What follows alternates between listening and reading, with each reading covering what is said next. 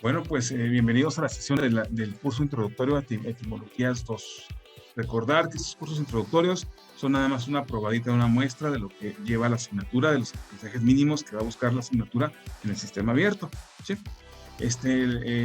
Bueno, miren, para empezar, en Etimologías 2, el objetivo principal es que conozcamos el origen auténtico, ¿verdad?, de palabras en español, pero que tienen su procedencia del griego.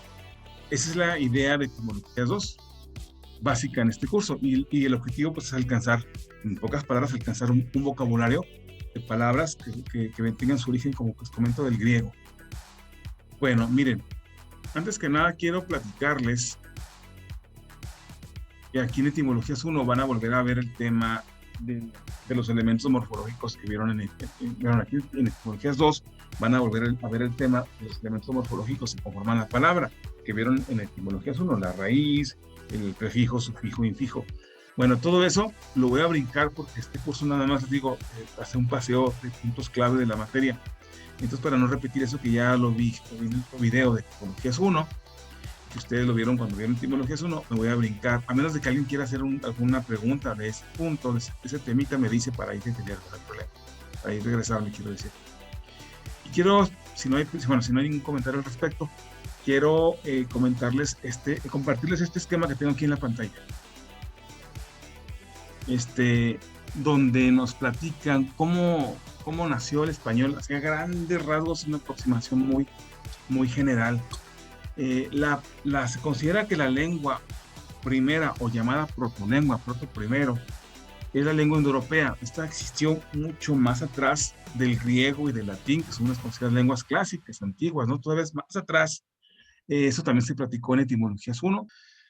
Pero para no meterme mucho en la 1 y avanzar con la 2, quiero comentarles que esa lengua antigua pues dio vida a lo que es la lengua clásica latina y la griega, ¿sí? En lo que hoy es Italia, ustedes recordarán el mapa de Europa, lo que es la bota de Italia, ahí se hablaban tres lenguas, que era el latín, el osco y el umbrío. Se le conoce como lenguas itálicas porque se hablaban en lo que hoy es la península itálica, ¿verdad? La bota famosa. Y se le conoce como rama porque es un conjunto de lenguas que surgen del árbol, del tronco principal o raíz principal, que es la lengua indoeuropea, ¿sí? Entonces, el griego también surge de esa lengua indoeuropea. De cierta forma hay un parentesco entre el griego y el latín, ¿verdad? Porque las dos surgen de la lengua indoeuropea. Pero ¿cómo es que el español se formó? Pues recuerden que el latín se dividió en dos, latín culto y latín vulgar. El latín vulgar es el que hablaban la gente del pueblo, los comerciantes, los soldados, ¿sí? Básicamente, y latín culto que hablaban los políticos, los artistas, gente de clase alta. Entonces, en aquel tiempo, ahora estamos hablando, entonces había una diferencia entre latín culto y latín vulgar, pero el latín vulgar es el que le dio vida a lo que es el español, porque los soldados, cuando conquistaron su territorio geográficamente, llegaron a lo que dice España, pues llegaron e impusieron su lengua, ¿sí? El latín vulgar se combina con los dialectos que se hablaban en lo que es España y se fue formando hacia el español, como lo conocemos hoy en día.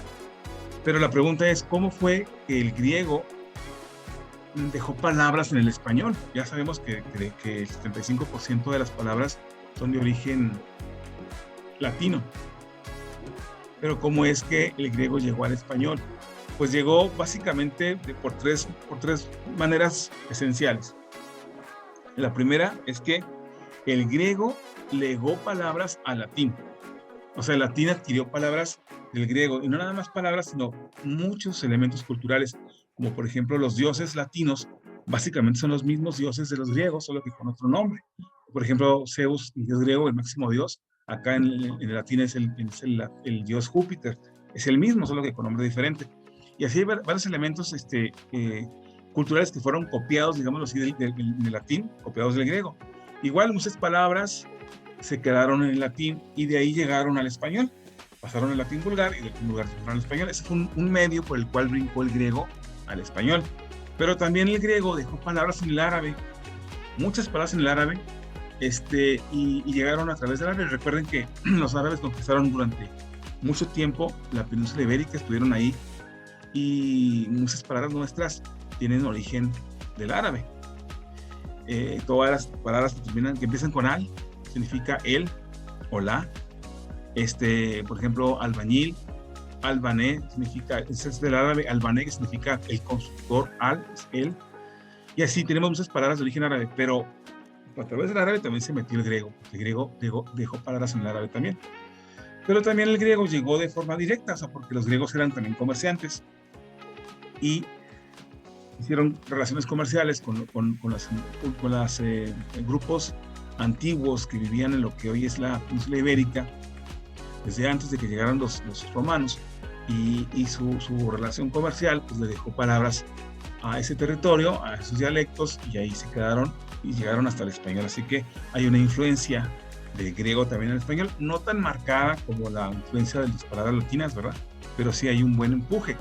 De tal manera, compañeros, que me gustaría compartirles este esquema que tengo por acá, donde vemos en este círculo más o menos cómo fue la influencia de otras lenguas, la nuestra, más bien de abajo, más bien, ¿sí? Fíjense, este círculo representa todas las palabras que hablamos en español. La parte blanca son todas las palabras españolas de origen latino, es el 75%. ¿Sí? La parte oscura, esta de aquí, es el 15% del total de palabras que son de origen griego. ¿Sí? Se considera algunos autores que algunos autores mencionan que el griego es la segunda lengua que más influyó, pero hay otros autores que dicen que no, que es el árabe. Y hay autores que mencionan que hay un empate. ¿Por qué lo del empate? Porque dicen esos autores que muchas palabras que llegaron al español llegaron a través del árabe. Me refiero a palabras de origen griego, ¿verdad? Que llegaron al español, como les comentaba ahorita, llegaron a través del árabe, y por eso es que se puede considerar que hay un empate, que es difícil determinar cuál lengua, si el griego o el árabe, fue la segunda, tiene el segundo lugar de aportación de palabras al español. Por eso se considera que mejor se declara un empate técnico entre los dos, porque es difícil. Es difícil, les comento, porque muchas palabras españolas de origen griego llegaron a través del árabe. Entonces es muy complicado distinguir si el árabe o el griego fueron los más los que ganaron en esa carrera de quien dijo más palabras al español. Lo que sí es verdad es que el latín es el número uno, ¿sí? Pero bueno, para fines de este curso no nos compliquemos, vamos a dejarlo como lo tenemos en el esquema. Vamos a dejar como la lengua número uno el latín, como la primera que otorgó más palabras al español, 75%, como vemos esa parte blanca. Y en un segundo lugar vamos a declarar entre el griego y el árabe, ¿sí? Con un 15% de palabras de españolas que tienen su origen griego, entre griego y árabe. Y el 10% restante, la parte gris, pues son varias palabras, una diversidad de palabras.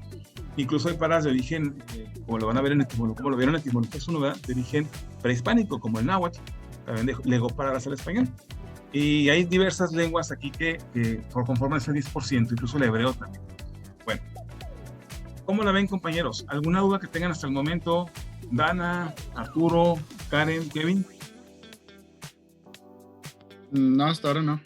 ¿Todo bien? No, profe. Todo correcto. Bien, ¿verdad? Perfecto. Entonces aquí la importancia de estudiar griego, ¿verdad? No estudiar el griego como tal, como lengua, sino estudiar palabras españolas de origen griego.